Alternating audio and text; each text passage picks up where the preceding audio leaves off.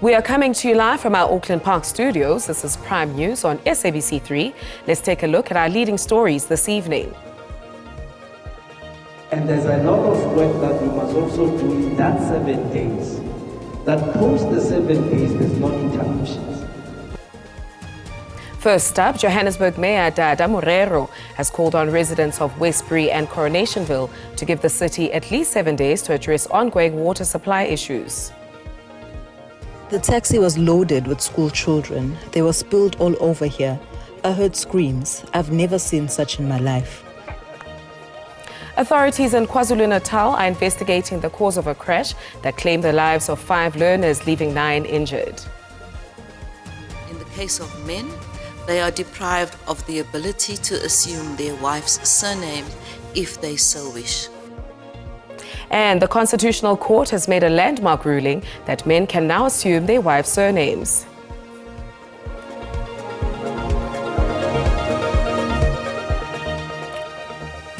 We bring you the latest news in perspective. Good evening and welcome to Prime News on SABC 3. My name is Becky Mutumobonete. Now tonight we shine a light on the stories that impact our lives. Let's take a look at our leading headlines.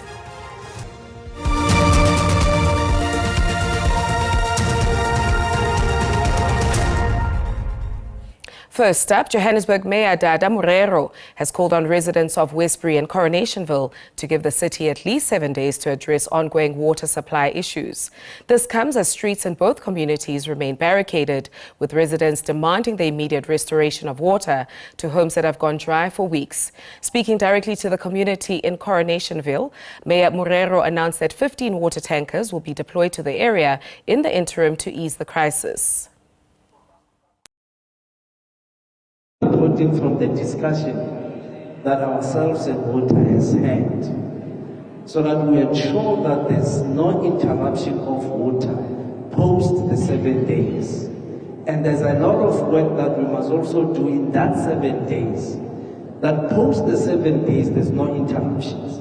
Because reality is that the infrastructure, which is the water infrastructure in what they call a commando system or something, has been badly affected and badly damaged, and it requires refurbishment. We have since, as the city of Johannesburg, put aside a budget of 800 million focusing on this area so that we resolve once and for all the water challenges in your area.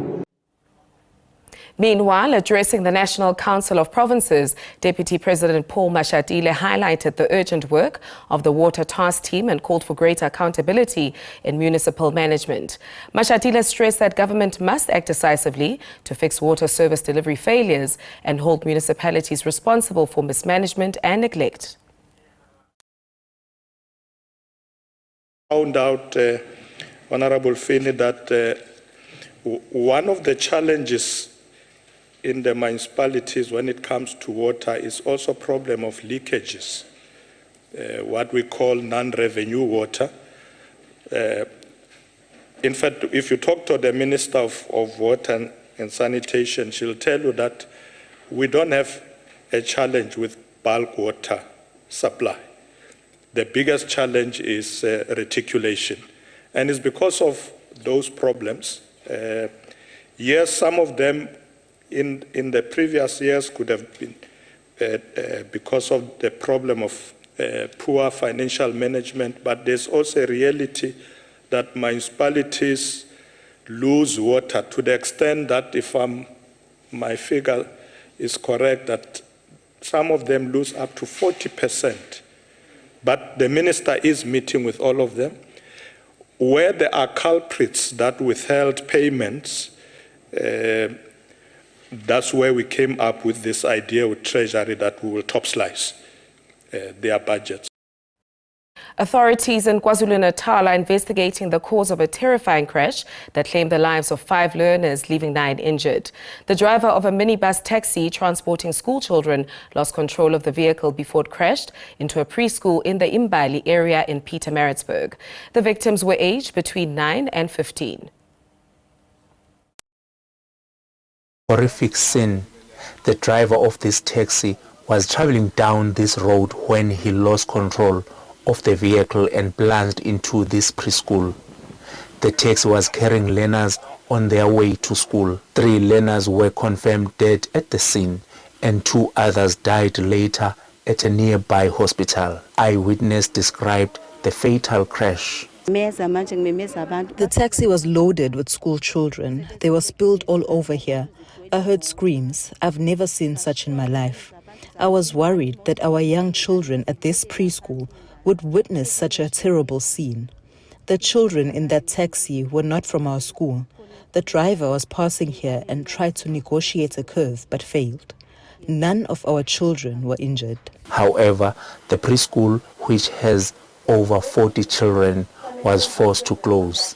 Mvega says they don't have an alternative place for the preschool children whose parents rely on them. Department of Education in KwaZulu-Natal, we woke up to very sad news that 5 learners from 4 different schools perished. The taxi driver is said to have jumped out of the vehicle before it crashed. It's unclear whether he's been taken in by the police for questioning. Londi Khatebe, SABC News, Pietermaritzburg. Another story that's grabbing attention: men will now be able to assume their wife's surname should they choose to do so. This after the Constitutional Court confirmed in a judgment on Thursday, 11 September 2025, that Section 26(1)(a) to (c) of the Births and Deaths Registration Act is unconstitutional in that it unfairly discriminates on the basis of gender by failing to afford men the right to assume the surname of women after marriage. This after applicants being 2 married couples, Jana Jordan and Henry van der Merwe, as well as Jess Donnelly Bornman and Andreas Nicholas Bornman, turned to the Apex Court in March this year for a confirmation of invalidity against the said section. The Constitutional Court has undone the practice of women being expected to assume their husband's surname as the family name, describing it as largely a colonial import rooted in patriarchal norms. In the case of men, they are deprived of the ability to assume their wife's surname if they so wish. In the case of women, the effects of the scheme are far more insidious. It is not merely so that they are deprived of the right to have their surnames serve as the family surname where their husbands wish to take that surname. It also reinforces patriarchal gender norms which prescribe how women may express their identity. The Constitutional Court further found that the extent and impact of the discrimination does not stop there. The symbolic consequence is that women's identities are subsumed into their husbands' families after marriage. This has the inevitable upshot of entrenching the notion that the husband is the head of the household. This practice also perpetuates the historical philosophy that women are not equal to men and become akin to minors upon marriage. As a result, the Apex Court confirmed that Section 26 of Section 1(a) to (c) of the Births and Deaths Registration Act is unconstitutional insofar as it unfairly discriminates on the basis of gender by failing to afford men the right to assume the surname of women after marriage. Kani Mapanga, SABC News, Johannesburg.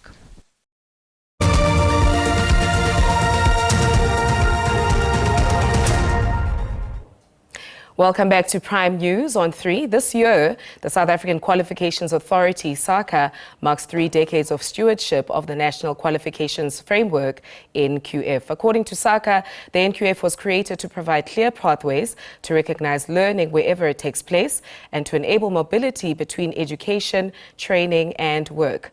Joining us now is the CEO of SAQA, Nadia Starr. Good evening, Nadia, and welcome to Prime News on 3. Good evening, Becky, and good evening to your viewers. Thank you for having me. It's a pleasure to have you here. Now, Nadia, let's jump straight in. 30 years is a very big milestone. If you could please briefly explain to our viewers what SAQA is, including its NQF system. Sure. So SAQA is a statutory entity. We were established just after democracy in 1995. to integrate and create a single system of education. And we've done so through our National Qualifications Framework. The NQF is a 10-level framework that holds all authentic qualifications. So qualifications that are delivered in South Africa must be registered on our National Qualifications Framework. And this is in order to protect the integrity of qualifications, but also to support mobility and transfer of achievements. And of course, over these 30 years, we've been very proud to produce a system, whilst not perfect, that allows for everyone, everywhere, at every stage of their lives to study, learn, and further themselves. Thank you for that. Now, as you know, fake qualifications and bogus colleges and institutions are a hot topic in this country. We've reported numerous cases of this nature. Now, I'm keen to know how SAQA protects the credibility of qualifications. Sure. The authenticity of qualifications actually sits in our legislative mandate.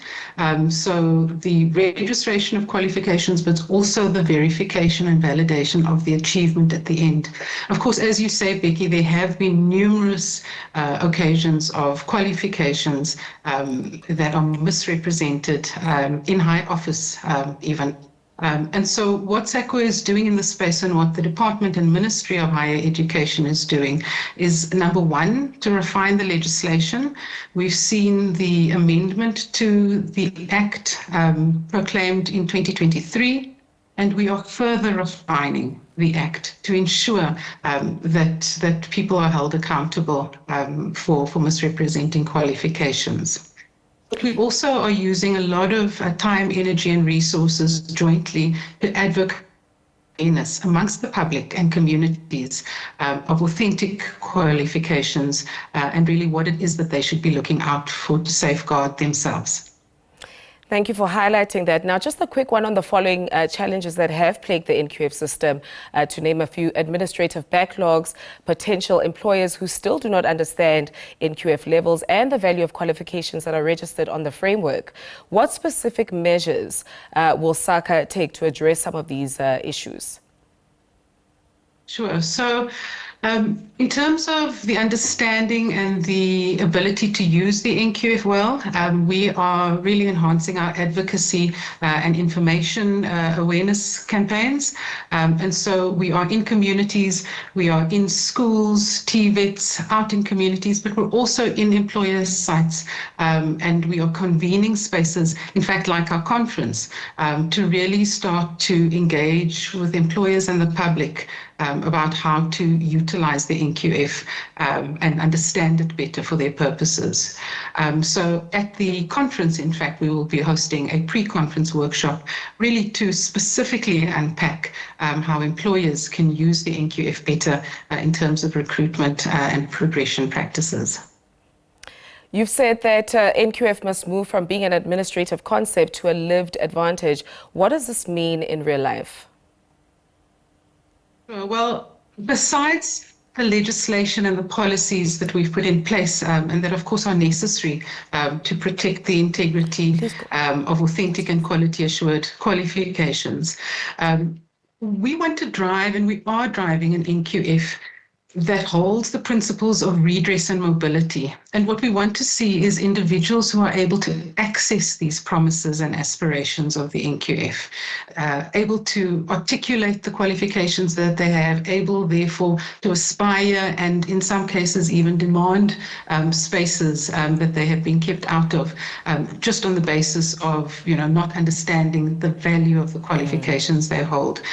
So we do hope that in using and understanding the NQF, people in their daily lives are able to better use the NQF and use its progressive nature in order to progress in their lives.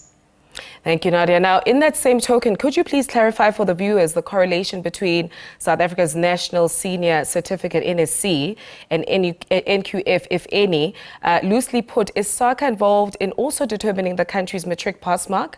And if there is, how then do you respond to the criticism of the said pass mark that has been faced? So the National Senior Certificate is quality assured by one of our sister agencies, the Quality Council for Basic Schooling, which is Umalusi. And in fact, that qualification is registered at NQF 4 on SAQA's NQF. So in other words, we maintain the level of the qualification and its validity in terms of currency and registration, and Umalusi quality assures and ensures that pass mark. So I'm unable to answer the last part of that question, but I think to say that Umalusi as a quality council with legislative functions, of course, quality assures the senior certificate as a critical, pivotal qualification really robustly and in terms of global benchmarks and best practice. Mm-hmm. Now, you mentioned earlier the big conference that is set to take place in October. What is the ideal outcome, the key outcome that you'd like to see? So really what we want to do is to provide a convening space, to have policymakers, implementers, community, civil society, labor, business, everybody having conversations and in dialogue. Of course, we're celebrating 30 years of this NQF, but we're also looking and aspiring to 30 further years of innovation and advancement and enhancement. And so for me and for the SAQA team, it's important that we really provide a platform for cutting-edge learning and sharing, but also to facilitate and grow networks from which we all learn. Well, thank you so much for joining us this evening, Nadia, and congratulations to you and your team on this very big milestone. Now, that was Nadia Starr, the CEO of South Africa's Qualifications Authority. We move on to the following. Judgment in the urgent application brought by convicted rapist and murderer Thabo Bester and Nandipha Magudumana to stop the airing of a Netflix documentary will be handed down tomorrow morning. The two want the airing of the three-part series docu halted, citing a violation of their rights to a fair trial and defamation. The High Court in Pretoria also heard that Magudumana had entered into an agreement with the production company Storyscope and was paid for archive photos of her life for the documentary Beauty and the Bester. Well, the presiding judge is expected to hand down judgment at 8:30. This is just 30 minutes before the airing of the much-anticipated documentary. The lawyer representing Thabo Bester argued that the convicted rapist and murderer will suffer prejudice in his right to a fair trial, human dignity and his right to be presumed innocent until guilty, should the documentary be allowed to be flighted. Now, my argument says, when such documentary are flighted or broadcasted, we then are standing in one corner of the truth, because he is also not given a right of reply. But lawyers representing Netflix lambasted that argument. Content of the statement is neutral. It does not implicate anyone, and it doesn't suggest that there is a statement of guilt in whatever manner whatsoever. Well, the High Court in Pretoria also heard that Nandipha Magudumana entered into a commercial archive license agreement with the production company Storyscope for the use of archive photos of her life. But her lawyers say the agreement is not enforceable and that by the time she signed that agreement, she had not appointed a power of attorney. They say Magudumana also wanted to view the documentary, but that did not happen. Of Netflix response says that Dr. Magudumane has also concluded an archive licensing agreement with our client, in terms of which she agreed commercial terms with our client for the use of her personal archives in the production of the documentary, and that she has waived the right to interdict. Crisalda Lewis, SABC News at the High Court in Pretoria. And that is how we wrap up this evening, with a promise to return tomorrow with more on the agenda of what is influencing the globe. Until next time, from myself and the team, stay ahead of the curve. Good night.